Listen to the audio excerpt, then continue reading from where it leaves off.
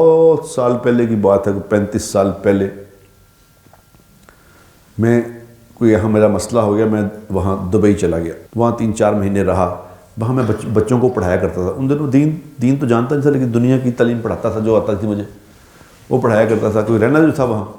تو وہاں کچھ لوگ میرے دوست بن گئے جو عرب تھے،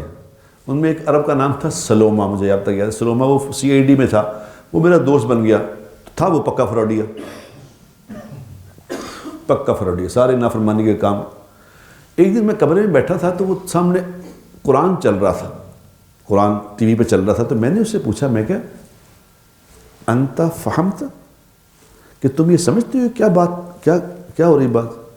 تو اس نے مجھے کہا کہ انت مجنون، کہ تم پاگل ہو، یہ میری مادری زبان ہے، مجھے نہیں پتا کیا ہو رہا ہے، یہ بات کیا بات ہو رہی ہے، مجھے سارا پتہ چل رہا ہے کیا ہو رہا ہے، مجھے سب جس طرح تمہیں اردو سمجھ آتی ہے مجھے عربی سمجھ آتی ہے اس طرح۔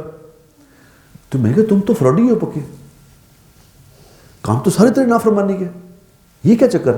تم قرآن بھی سمجھتے ہو، نافرمانی بھی کرتے، ایک بھی تو نماز بھی تم نہیں پڑھتے، سارے کام بھی تم کرتے ہو، یہ کیا؟ ایک دم اس کا رنگ فک ہو گیا۔ حالانکہ مجھے بھی کچھ دین کا پتہ نہیں تھا،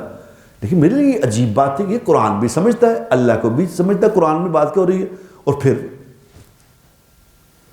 انہوں نے کہا ما یعرف، میں نہیں جانتا کیا مسئلہ ہے، کوئی ہے بس مجھے نہیں پتا، لیکن مجھے یہ بتائے، یہ پتہ ہونا ہی کافی نہیں ہے، کیونکہ اگر عربی سمجھ آنے سے اللہ بھی مل جاتا، اللہ سے واقفیت ہوئی تھی، تو کوئی عرب نافرمان نہ ہوتا۔